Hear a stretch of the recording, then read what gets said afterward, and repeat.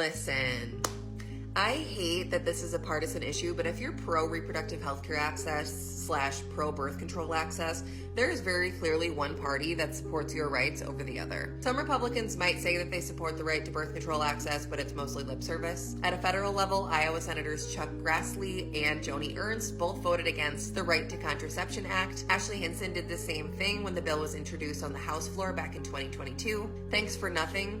At the state level, Iowa Senate Democrats introduced legislation earlier this year to protect Iowans' rights to access and obtain contraception, but Senate Republicans refused to even consider the bill. Both of these bills that our Republican representatives wouldn't take seriously for even a moment would have guaranteed the right to obtain and use contraceptives, the right for healthcare providers to provide contraceptives, contraception, and information about preventing pregnancy. The bill would have covered methods from the pill to IUDs, condoms, emergency contraceptives like Plan B, and more. That would have been a really nice right to have protected, because a conservative majority at both the federal level and in Iowa will come for contraceptives next. All of this sucks even worse when you consider the fact that Iowans overwhelmingly agree with the right to choose and probably haven't even considered that the government could or would take away their birth control. One thing you can do to help potentially influence whether or not you or someone you love has access to reproductive health care is to find out who is running to represent you both at the state level and at the federal level.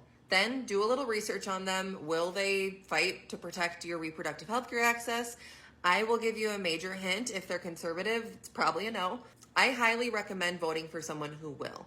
Be sure to check out this article in its entirety at iowastartingline.com, and be sure to give us a follow to stay up to date on the latest.